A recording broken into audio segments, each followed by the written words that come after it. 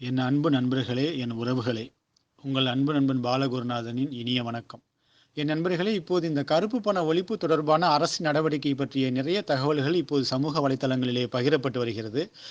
அவ்வாறு பகிரப்பட்ட விஷயங்களிலே நேற்று ஒரு பகிர்வு என்னை வந்து அடைந்தது.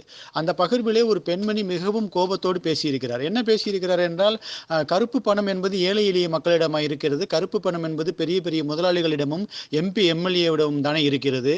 ஆனால் இப்போது வங்கி வாயிலிலே வந்து வரிசைகளை காத்திருப்பது ஏழை மக்கள் மட்டும்தானே காத்திருக்கின்றோம். அந்த முதலாளிகளோ, எம்பியோ, எம்எல்ஏவோ யாராவது வந்து வரிசையில் நிற்கிறார்களா? பிறகு எப்படி அவர்கள் வைத்திருக்கும் பணம் எல்லாம் அரசாங்கத்திற்கு வந்து சேரும்? அந்த பணத்தை எப்படி வந்து அரசாங்கம் மக்களுக்கு செலவழிக்கும்? இதையெல்லாம் ஏமாற்று வேலை. எங்களுக்கு மேற்கொண்டு எங்களுடைய வேலை எல்லாத்தையும் விட்டு அங்கே வந்து வரிசையில் நின்று காத்து கிடந்தது தான் மிச்சம். இது தவிர வேற என்ன மிச்சம் இருக்க போகிறது என்று கோபத்தோடு பதிவு செய்திருந்தார். அந்த பெண்மணி மேல் நாம் கோபித்துக் கொள்ள முடியாது. ஏனென்றால் கருப்பு பணம் என்றால் என்ன, அது எப்படி சேமிக்கப்படுகிறது, அந்த கருப்பு பணம் எப்படி சேருகிறது, அது எப்படி இப்போ நாம் திரும்பவும் வந்து அரசாங்கத்திற்கு கொண்டு வருவதற்கான வழிமுறைகள் இந்த அரசாங்கம் எடுத்திருக்கிறது, அந்த கருப்பு பணம் எப்படி அரசாங்கத்தை வந்தடைய போகிறது என்ற ஒரு தகவல் அந்த பெண்ணுக்கு தெரியவில்லை. அதன் காரணமாகத்தான் அவள் இவ்வளவு கோபமாக அந்த பதிவை பகிர்ந்திருக்கிறார்கள். நண்பர்களே, இதே போல இந்த கருப்பு பணத்தை பற்றின விவரம் நம்முடைய நண்பர்களில் எத்தனை பேருக்கு தெரியும் என்பது எனக்கும் தெரியவில்லை. ஏதோ நான் சிலரிடமிருந்து அறிந்து கொண்ட விஷயங்களை, இந்த நிதித்துறை சார்ந்த எனக்கு தெரிந்த சில விஷயங்களை இப்போது உங்களிடம் பகிர்கிறேன் நண்பர்களே. அதாவது நண்பர்களே, ஒரு நாடு இருக்கிறது என்றால் அந்த நாடு தனக்கு தேவையான பணத்தை மொத்தமாக எவ்வளவு வேணுமானாலும் அச்சிட முடியாது. ஒரு நாடு தனக்கு தேவையான பணத்தை எவ்வளவு அச்சிட்டு கொள்ள வேண்டும் என்ற வரையறையை அந்த நாட்டினுடைய கனிம வளங்களும் இதர வளங்களும் நிர்ணயிக்கின்றன. ஒரு நாட்டில் கிடைக்கக்கூடிய தங்கம், வெள்ளி போன்ற கனிம வளங்களை அடிப்படையாக வைத்து, இதர வளங்களை அடிப்படையாக வைத்து இந்த நாட்டிற்கு இவ்வளவு பணம் அச்சிட்டுக் கொள்ளலாம் என்று வரையறுக்கப்படுகிறது. அந்த அளவு பணத்தை மட்டும்தான் அந்த நாடு அச்சடிக்க முடியும். அதற்கு மேற்கொண்டு ₹1 கூட அச்சடிக்க முடியாது.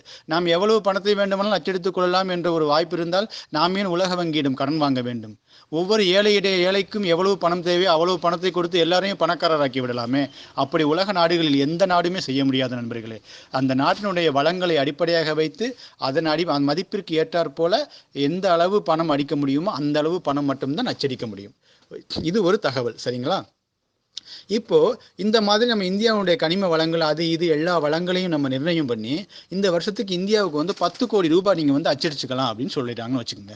இப்போ 10 கோடி ரூபாய் அரசாங்கம் அச்சடிச்சிருச்சு. அந்த 10 கோடி ரூபாய் புழக்கத்துக்கு வந்துருச்சு. அந்த புழக்கத்துக்கு வந்த 10 கோடி ரூபாய் பல நிலைகளில் பலர் பைகளில் இருக்குது. 5000, 10,000, 2000, 1000 இந்த மாதிரி பல வழிகளில் 10 கோடி ரூபாய் இருக்குது. இந்த 10 கோடி ரூபாயும் அன்றாடம் சுழற்சி முறையில் இருந்துகிட்டே இருக்கு. ஏன்னா நமக்கு தேவையான பொருட்களை கடைக்காரர்கிட்ட வாங்குறோம். கடைக்காரர் அவர் எங்கிருந்து அந்த பொருளை வாங்கினாரோ அவருக்கு பணத்தை கட்டுறாரு. அந்த சப்ளையர் எங்கேருந்து அந்த பொருளை வாங்கினாரோ அவருக்கு மேலே உள்ள சப்ளையருக்கு பணத்தை கட்டுறாரு. இந்த மாதிரி பணம் சுழற்சி ஆகிக்கிட்டே இருக்குது. இந்த மாதிரி பணம் சுழற்சி ஆகிக்கிட்டே இருக்கும்போது இப்போ உங்கள் கையிலேருந்து இந்த முதல்ல இந்த கடைக்காரருக்கு கொடுத்ததுலேருந்து, அந்த கடைக்காரர் சப்ளையருக்கு கட்டினதுலேருந்து, அந்த சப்ளையர் இன்னொரு சப்ளையருக்கு பணத்தை கொடுத்ததுலேருந்து எல்லாத்தையும் கூட்டினீங்கன்னா மொத்த பணம் 10 கோடி தான் இருக்கும். ஏன்னா அச்சிடப்படுறது வெறும் 10 கோடி தானே. இது ஒரு கருத்து. மொத்தம் 10 கோடி ரூபாய் சுழற்சி அடைஞ்சிக்கிட்டு இருக்கு நாட்டில், சரிங்களா? இப்படி இருக்கும்போது இப்போ ஒரு கடையில் போய் ஒரு பொருள் வாங்குறீங்க. அதனுடைய மதிப்பு வந்து 10,000 ரூபாய்னு வச்சுக்கிடுவோம். 10,000 ரூபாய்க்கு விற்றுக்கிட்டு இருக்கிறாங்க 2 மாதம். அதுக்கடுத்து ஒரு வியாபாரி என்ன பண்ணுறான் அப்படின்னு கேட்டிங்கன்னா, 10,000 ரூபாய்க்கு விற்ற பொருளை வந்து 11,000 ரூபாய்க்கு விற்கிறாங்க. இந்த 11,000 ரூபாய்க்கு இவன் விற்கிறது தெரிஞ்சு இன்னும் 2 பேர் ஆசை இருக்கிறவன் என்ன பண்ணுவான்? அவனும் 11,000க்கு விற்க ஆரம்பிப்பான். இப்படி ஒரு 100 வியாபாரி 10,000 ரூபாய் விற்க வேண்டிய பொருளை 11,000 ரூபாய்க்கு விற்கிறாங்கன்னு வச்சுக்கிறேங்க. ஆனால் அந்த அப்போ பொருளுடைய மதிப்பு 10,000 தான் விற்க வேண்டிய விலை. அரசாங்கத்துக்கும் மக்களுக்கும் பொறுத்த வரைக்கும் அது வந்து 10,000 ரூபாய் மதிப்புள்ள பொருள் தான் அப்படின்னு தான் தெரியும். ஆனால் இவங்க வந்து செயற்கையாக ஒரு விலையேற்றத்தை உண்டு பண்ணி 11,000 ரூபாய்க்கு விற்றுடுறாங்க. அப்படி விற்கும்போது இவங்களுக்கு கிடைச்ச அந்த 11,000த்தை இவங்க நேரடியாக போய் வங்கியில் செலுத்தி அதற்கான வரியை செலுத்தி அதற்கான படிக்கு வழிமுறைகளை சரியாக செஞ்சாங்கன்னா அரசாங்கத்துக்கு போக வேண்டிய பணம் அரசாங்கத்துக்கு போய் சேர்ந்துடும். இந்த 10 கோடி ரூபாய் திரும்பவும் வந்து சுழற்சி அடைஞ்சிக்கிட்டே இருக்குங்க. ஆனால் இது தாங்க நடக்கிறது இல்லை. இங்கே என்ன தப்பு நடக்குதுன்னு கேட்டிங்கன்னா, இந்த 1000 ரூபாய் கூட சம்பாரிச்சான் பாருங்க. 10,000 ரூபாய்க்கு பதிலாக 11,000 ரூபாய் விலை வச்சு விற்றான் பாருங்க பொருளை. இந்த 100 பேரும் தனக்கு கிடைச்ச 1000 ரூபாய் அதிகமாக கிடைச்ச லாபத்தை கொண்டு போய் தன் வீட்டு பீரோவில் வச்சு பூட்டி வச்சிடறான். அப்போ 100 பேர் 1000 தன் வீட்டு பீரோவில் பூட்டி வைக்கும்போது எவ்வளவு ஆயிருது? மொத்த பணம் 1,00,000 ரூபாய் போய் அவங்கவுங்க வீட்டு பீரோவில் தேங்கி இருந்துங்க மொத்தம். இப்போ மொத்தமாக நம்ம நாட்டில் அச்சடிக்கப்பட்ட பணம் 10 கோடி. அந்த 10 கோடியில் இப்போ இவங்க இந்த கருப்பு பணமாக இவங்க கொண்டு போய் சேமித்து வச்ச பணம், அவங்கவுங்க வீட்டில் கொண்டு போய் சேர்த்து வச்ச பணம் 1,00,000. அப்போ 10 கோடியில் 1,00,000 போயிருச்சுன்னா இப்போ நாட்டில் எவ்வளவு தான் பணம் சுழற்சி ஆகிக்கிட்டு இருக்கும்? இப்போ பார்த்தீங்கன்னா 9,99,00,000 மட்டும்தாங்க சுழற்சி ஆகிக்கிட்டு இருக்கும். ரூபாய் பற்றாக்குறை மணி ஆயிரும். இப்போ இந்த மாதிரி நம்மளுடைய பணத்தினுடைய சுழற்சி குறையும் போது நாட்டில் பணவீக்கம் அதிகரிக்கும். பணவீக்கம் அதிகரிக்கும் போது பொருட்களுடைய விலைவாசி எல்லாம் கூடும். நம்ம வாழ்வியல் தேவைக்கான விலைவாசி எல்லாமே கூடிருங்க. இது ஒரு பக்கம் நடக்கும். இன்னொரு பிரச்சனை என்ன நடக்கும்னு கேட்டிங்கன்னா, இந்த பணம் போய் தனிநபர் கையில் வந்து கருப்பு பணமும் முடங்கி போயிட்டதுனால அரசாங்கத்துக்கு பண பற்றாக்குறை வரும். இந்த ரூபாய் ஷார்ட்டேஜ் ஆகுதுல்ல, அதை ஈடு கட்டுறதுக்காக அரசாங்கம் ஏதாவது ஒரு வரியை போட்டு நம்மக்கிட்ட இருந்து அந்த பணத்தை வாங்கி அதன் மூலமாக அந்த 1,00,000 ஈடு கட்டி தான் அரசாங்கம் வந்து அவங்களுக்கான தேவைகளை செயல்படுத்த வேண்டியது இருக்குது. இந்த மாதிரி நடக்குது. சரிங்களா? இப்போ விலைவாசி அதிகமாகிரும். இந்த கருப்பு பணத்து மூலமாக அரசாங்கம் வந்து நம்ம மேலே ஒரு வரி போட்டு நம்மக்கிட்ட இருந்து பணத்தை வாங்கி தான் அந்த பண பற்றாக்குறையை வந்து ஈடுகட்டக்கூடிய சூழ்நிலை உருவாயிரும். இது மாதிரி நடக்குதுங்க. இப்போ கருப்பு பணம்ங்கிறது என்னன்னு உங்களுக்கு தெரிஞ்சிருச்சு. அந்த 1000 அதிகமாக விளைவிச்சு வித்த பணத்தை கணக்கு காட்டாமல் அவங்க வீட்டில் வச்சுருக்காங்க. சரிங்களா?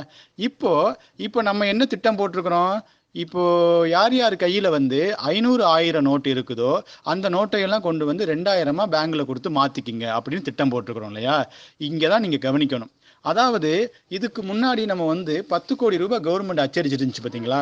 அந்த 10 கோடி அரசாங்கத்தை பொறுத்த வரைக்கும் 10 கோடி வந்து சுழற்சியில், அதாவது அச்சடிக்கப்பட்ட பணம் வந்து நாட்டுக்குள்ளே இருக்குது. அது சுழற்சியில் இருக்குதா கருப்பு பணமாக தூங்குதாங்கிறதுலாம் ரெண்டாவது பிரச்சனைங்க. 10 கோடி அச்சடித்தோம், 10 கோடி நம்ம நாட்டில் இருக்குது. ஓகேங்களா? இப்போ இவங்க இந்த 2000 நோட்டை அச்சடிக்கும் போது என்ன செய்கிறாங்கன்னா, அந்த முன்னாடி வந்து 500, 1000 நோட்டை 10 கோடிக்கு அச்சடிச்சிருந்தாங்க இல்லையா? அதுக்கு சமமான மதிப்புக்கு இந்த 2000 நோட்டையும் அச்சடிக்கிறாங்க. அப்போ 2000 நோட்டு எத்தனை கோடிக்கு அச்சடிச்சு வருது?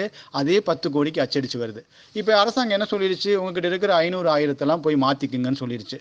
இப்போ என்ன பண்ணுறோம்? நம்மளை மாதிரி யார் யாரும் குறைஞ்ச தொகை வச்சுருக்கோமோ, நல்ல வழியில் சம்பாரிச்ச பணம் வச்சுருக்கவங்க எல்லாரும் தைரியமாக போய் பேங்க்கில் போய் பணத்தை 1500 கொடுத்துட்டு 2000 மாற்றிக்கிட்டு வரோம். இப்படி மாற்றிக்கிட்டு வரும்போது நமக்கு 2000 பணம் கிடைச்சிருது. அவரவருக்கு வந்து என்ன மதிப்பு பணம் வச்சிருந்தோமோ அது 2000 ரூபாய் டினாமினேஷனில் நம்ம கைக்கு கிடைச்சிருது. ஓகேங்களா? ஆனால் இந்த கருப்பு பணம் வச்சுருக்காங்க பார்த்தீங்களா? அவங்க வந்து எத்தனை பேர் வந்து பேங்க்கில் வந்து இந்த பணத்தை மாற்றுவாங்கன்னு தெரியாது. ஒரு 100%, ஒரு 100%ம்னு எடுத்துக்கிட்டோம்னா அதில் 2% பேர் கூட வந்து கருப்பு பணம் வச்சுருக்கவங்க வந்து பணத்தை வந்து பேங்க்கில் மாற்ற மாட்டான். அங்கே இருக்கிற அசிங்கம், பிரச்சனைகள், எதிர்கால சட்ட சிக்கல்கள் இதெல்லாம் கணக்கில் வச்சுக்கிட்டு பணத்தை மாற்ற வர மாட்டான். அப்போ அவன் வச்சிருக்கிற பணம்லாம் அவன் வீட்டிலே இருக்கும். இப்போ என்ன நடக்க போகுதுன்னு கேட்டிங்கன்னா, இப்போது 9,99,00,000 ரூபாய் பணம் வந்து வெளியில் வந்து சுற்றிக்கிட்டு இருக்குது இல்லையா? அந்த பணமெல்லாம் ஆட்டோமேட்டிக்காக பேங்க்கு போயிடும். அந்த 9,99,00,000 ரூபாய் மதிப்புக்கு உள்ள அந்த 500 ரூபாயும் 1000 ரூபாயும் 2000 ரூபாயாக மாற்றப்பட்டுரும். இப்போ இந்த பணம் மாற்றப்பட்ட பிறகு மீதம் இருக்கக்கூடிய 1,00,000 ரூபாய் இருக்கும் இல்லையா? அந்த 1,00,000 வந்து யாரும் வந்து இப்போ வாங்கியிருக்க மாட்டாங்க. ஏன்னா கருப்பு பண முதலைகள் தான் அவங்க பணத்தை கொண்டு வந்து மாற்றுறதுக்கு விரும்பலை இல்லையா? அந்த 1,00,000 ரூபா அவங்க பேங்க்ல அவங்கவுங்க வீட்டு பீரோவில் தூங்கிக்கிட்டு தான் இருக்குது. அப்போது இந்த அரசாங்கம் அடித்த 10 கோடி ரூபாயில் 9,99,00,000 ரூபாய் விநியோகம் பண்ணப்பட்டுரும் 2000 ரூபாய் நோட்டு. மீதம் இருக்கிற இந்த 1,00,000 ரூபாய்க்கு மதிப்புள்ள 2000 ரூபாய் நோட்டு இருக்குது இல்லைங்களா? அது அரசாங்கத்துக்கிட்ட அப்படியே இருக்கும். ஆக இந்த கருப்பு பணத்தை வச்சிருக்கக்கூடியவங்க, பெரிய பெரிய பண முதலைங்க தன் பணத்தை கொண்டு வந்து பேங்க்ல செலுத்தி, இந்த கருப்பு பணத்தை பேங்க்ல செலுத்தி அதுக்கான வரையை கட்டிட்டு, அதுக்கான ஃபைனை கட்டிட்டு, மீதம் இருக்கிற பணத்தை வாங்கிட்டு போனாலும் அரசுக்கு வர வேண்டிய பணம் சரியானபடிக்கு வந்து சேர்ந்துடும். அரசுக்கு வர வேண்டிய பணம் சொல்றதை விட இந்த ஏழைகள்ட்ட இருந்து எடுத்து பிடுங்கின பணம் அரசாங்கத்துக்கே வந்து சேர்ந்துடும். ஒருவேளை இவங்க அசிங்கத்துக்கும் சட்ட நடவடிக்கைகளுக்கும் பயந்துக்கிட்டு அந்த கையில் வச்சிருக்கிற கருப்பு பணத்தை போய் பேங்க்ல போய் மாத்தாம இருந்தாலும் அந்த பணத்துக்கு சமமான 2000 ரூபாய் மதிப்பு வந்து ஆட்டோமேட்டிக்காக பேங்க் கையில் தானே இருக்குது ஆல்ரெடி. ஏன்னா இந்த 1,00,000 ரூபாய்க்குள்ள மதிப்பு 2000 ரூபாய் நோட்டு தான் ரிலீஸ் ஆகிருக்கு. அது அரசாங்கத்துடைய கஜானாவுக்கு அப்படியே நேரடியாக போய் சேர்ந்துடும். அதனால பணக்காரங்க, வசதி படைச்சவங்க, எம்பி, எம்எல்ஏ பணம் சேர்த்தவன் எல்லாம் பேங்க் வாசலில் லைனில் வந்து நிற்கலை, அவன் பணத்தை மாற்றலை, அதனால அந்த கருப்பு பணமெல்லாம் அரசாங்கத்துக்கு வந்து சேராது, அந்த பணத்தெல்லாம் அந்த பணத்தின் மூலமாக மக்களுக்கு எந்த பலனும் கிடைக்காது அப்படின்னு யாரும் நினைக்காதீங்க. சரியா? எந்த பணக்காரனும் எந்த எம்பியும் எம்எல்ஏவும் பேங்குக்கு வந்து மாற்றலைனாலும் என்ன, அவன் வச்சிருக்க கருப்பு பணத்துக்கு நிகரான வெள்ளை பணம் ஆட்டோமேட்டிக்காக அரசு கருவூலத்துக்கு வந்துடும், அரசு கஜானாவுக்கு வந்துடும். இந்த தகவலை நம்ம சுற்றி இருக்கிறவங்க, நமக்கு தெரிஞ்சவங்க, உறவுக்காரங்க, நண்பர்கள் எல்லாருக்கும் பகிர்ந்துக்கிறங்க. சரிங்களா? இதன் மூலமா அவங்களுக்கு ஒரு விழிப்புணர்ச்சி அடைவாங்க. அவங்களும் ஒரு மன நிறைவு அடைவாங்க. சரி, எந்த வகையிலயும் அப்ப கருப்பு பணம் நம்ம கஜானாவுக்கு வந்துரும் போல அப்படிங்கிறத அவங்களும் புரிஞ்சுக்குவாங்க. இந்த திட்டத்தினுடைய நோக்கம் என்ன? இந்த திட்டம் பலனளிக்கக்கூடிய திட்டம் தான் அப்படிங்கிறத அவங்களும் உணருவாங்க. இவ்வளவு நேரம் இத பொறுமையா கேட்டதுக்கு ரொம்ப நன்றி நண்பர்களே. கேட்டதோடு இல்லாம இத பகிருங்க. உங்களுடைய அண்டை அயலாருக்கு, உறவினர்களுக்கு, நண்பர்களுக்கு தெரிவிங்க நண்பர்களே. நன்றி, வணக்கம்.